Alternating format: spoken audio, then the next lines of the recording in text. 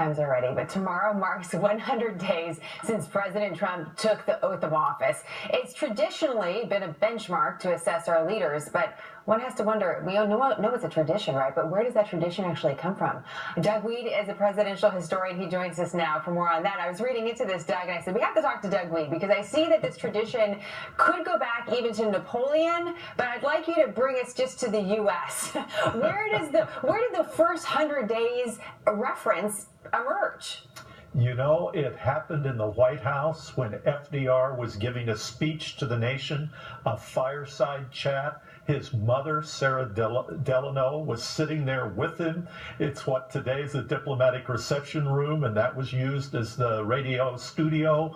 And FDR gave a speech to the nation and referred to the 100 days, not of his administration, but of the 73rd Congress. But that started the whole process, and we've had to live with it ever since. Now, if memory serves me correctly, FDR had an amazing amount of legislation actually passed in the first 100 days. And so oftentimes he's the one that set the mark for the efficient 100 days of a presidency. Well, that's true, but you know, as a historian, I like to step back and look at the forest, not just the trees, and I can tell you LBJ had a spectacular, maybe the best first 100 days, but by the time his term was over, there were tanks in the street, there were neighborhoods in 120 cities that had burned to the ground. He was so unpopular he couldn't even run for office. Jimmy Carter had a spectacular 100 days. Nobody wants to go back to 15% inflation. So sometimes the metrics of the first 100 days are more cosmetic than they are real. You know, it's such a great reminder for us, some important context, because one wonders, you know, what does this first 100 days actually mean for what we're going to see in the next 3 years plus? Is there any way to look at the 100 days as some sort of a predictor, Doug, or does it just not work?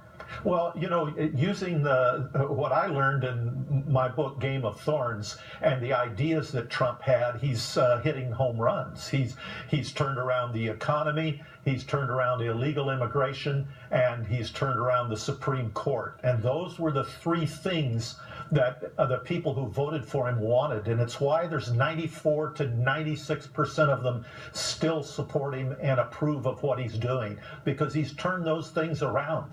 And he's done it without legislation, like Reagan just spoke and the Berlin Wall came down. Well, it's interesting. You know that critics, though, will say, and we're seeing it in newspapers across the country, and I'm sure our viewers will hear it. They'll hear what the media will report, which is this president has no major legislation to his name in the first 100 days. I mean, we'll report that because it's actually a fact. Others will try to use it as a way to say this presidency is going one way or the other. To you, you're giving us a different picture, though, of the Trump presidency. Why are you relying on these other metrics rather than the legislative ones? Well, because of history, I can reverse the illustrations I used. I could talk about Ronald Reagan, who had no major legislation in his first 100 days. He sat up in his pajamas in bed and signed the only legislation, which was a limit on dairy supports. He had been shot during that first 100 days.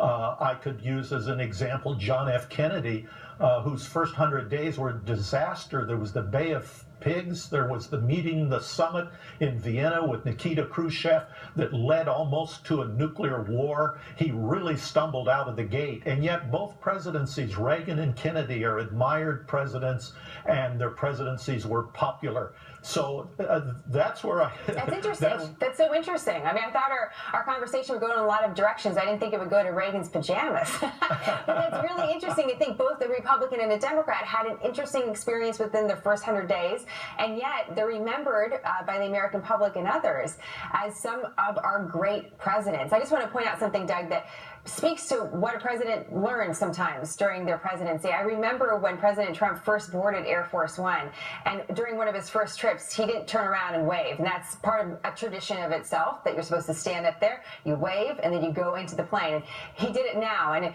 to me, that's almost a microcosm of things that are learned within the first 100 days. What has stood out most to you, again, with someone with such historical depth? Yeah, that's very true what you said. And, you know, Bill Clinton. One of the complaints about Bill Clinton is he didn't salute, and that went on for months. And finally, someone said, "Mr. President, you're supposed to salute back." He said, "Why? I'm the commander-in-chief." So, yeah, it's a learning curve for anybody elevated to the highest office in the land. And I think Donald Trump's rough edges are kind of reassuring to those of us who wanted to see an out-of-the-box president who will make some substantial changes to the corruption that our government seems to have found itself in. Very interesting perspective as always, Doug. We appreciate you joining us. Look forward to having you back. Thank you very much. Again, Air Force One about to depart for the big speech the president will give today at the NRA.